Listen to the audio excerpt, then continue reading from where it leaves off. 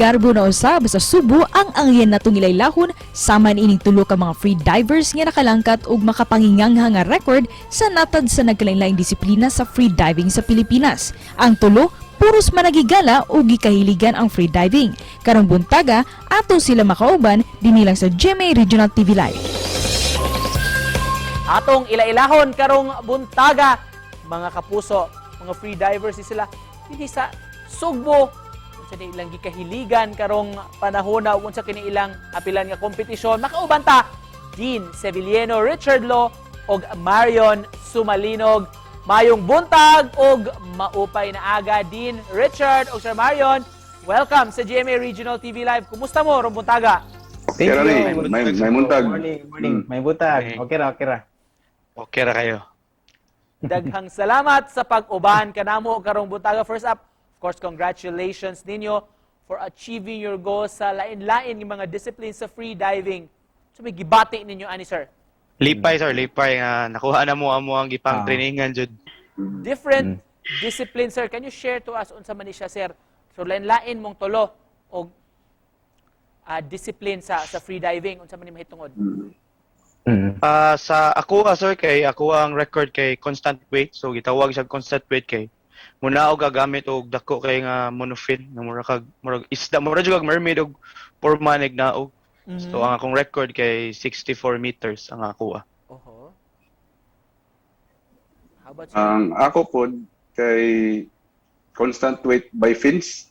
So ang gamit is para gamit mo propel is atong tawag na flippers or long fin na akong gamit. Oho. Kanang panggamit sa scuba pero mas taas lang siya. So, wow. How about si Dean? Yes, ako kay mo na gitawag nga free immersion.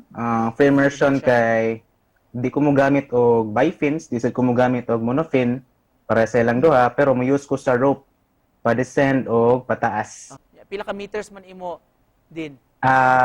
Currently 69 meters. 69 Akong record. meters. Wow.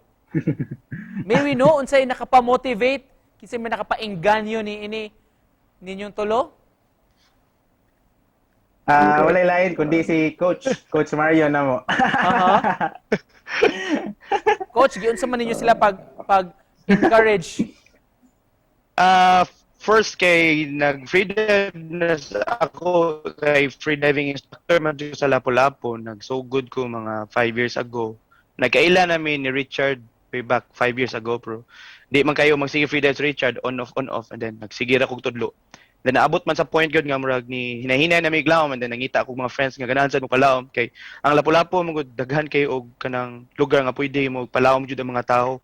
So may sinugdanan ani mga sir sa inyong hobby o ngano mang nagka-interest man yun mo ani? Sa ako actually nag-start ako og fun dive. Mura siya kanang snorkeling pero mo dive ka gamay, no? And then murag na ganahan ko sa feeling nga murag mas mulawom ba. Oo. So mao tong dito sa Lapu-Lapu mo sa kutig fun dive. Fun dive may tawag ana. Sa Lapu-Lapu ra sa kutig fun dive. So until na dito na ko na meet si Coach Marion. So nagpa-course ko niya, nagpa-certify ko, and then gituluan ko niya murag mga techniques nga mas mulawom pa ko. So mao tong gituluan ko niya. Ako kay ito pa to 2016 or 17 ba to wala pas Marion. Nara ko'y apil ako ganang joiners gani na intro to freediving inganyo ko na. Then nagkadaghan mi. Then sa tunga-tunga kay nawala ang mga kauban mo to na naabot ko ni Marion. So kami na nagkuyog, so kami na siglungan og kuyog na. Yeah, fast forward karon mo na ni siya. For the benefit of our viewers, mga sir, Coach Marion, unsa man kining free diving ug unsa man ning mga lain-laing kategorya daay. So para masayod atong mga kapuso nga nagtan-aw karon, so lain-lain gyud daay ni ang imong mamahimong apilan nga category. Yes sir. So ang free diving sa ila panggingon, it's free diving. Reason why it's called free diving because you're free from any breathing apparatus underwater. So you're basically just holding your breath when you're underwater. Can you share to us unsa may natabang din sa inyong panglawas inyong pag free dive? mo take care sa akong body kay dili ba basta-basta mo dive kag lawom nya di ka feeling good, no? So healthy lifestyle na ko sukat na free dive, no? Wala na kay alcohol, mga ana kay maka-affect mo jud siya sa dive. And then according to research daghan siya health benefits, no, nga dili ma-achieve or murag mga adaptations di ay nga wala sa mga dili kayo mo free dive, no? So mga medical terms such as polycythemia na mo increase ang imong red blood cells, ang imong lungs mas mo elastic og tungod sige kag lung exercise, lung stretch buhat day sige kag buhat og mga lung stretching. Sir Richard, how about you? Unsa may matambag nimo sa mga kapuso nato nga interesado mosulod ani nga hobby?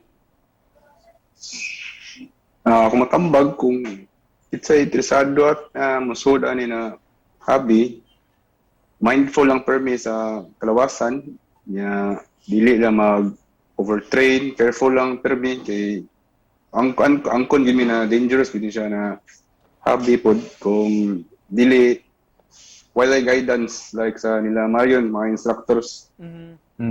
So nami motto kami ni Marion Bidin is to train smarter, not harder. Not harder. And just to close this, in behalf of the group, Coach Marion, mensahe nimo sa mga nagtan-aw nato karong buntaga. Yes, sa kung kinsay mga interested mo free dive, sa mga panggingon ganiha, wala siya age, wala siya height, wala siya weight limit, pwede gid siya para sa tanan as long as ang tao comfortable sa tubig, dili isa dyan need nga mayo mo langoy because we will teach basic floating and snorkeling to our students. So para gini siya sa tanan, and reason why we really are promoting free diving especially dito sa Cebu kay mainly the Philippines kay tropical country but we are one of the we have one of the best dive spots in the whole world. So we mismo mga Pilipino ug mga Cebuano should be able to first hand experience unsay mga dive site nato diri. All right, thank you so much for joining us this morning. O congratulations sa inyo mga kapuso. Sir Dean, si Thank Coach you. Marion, o si Sir Richard. Salamat ninyo. Thank you, thank you. Thank you, sir. Thank you, sir.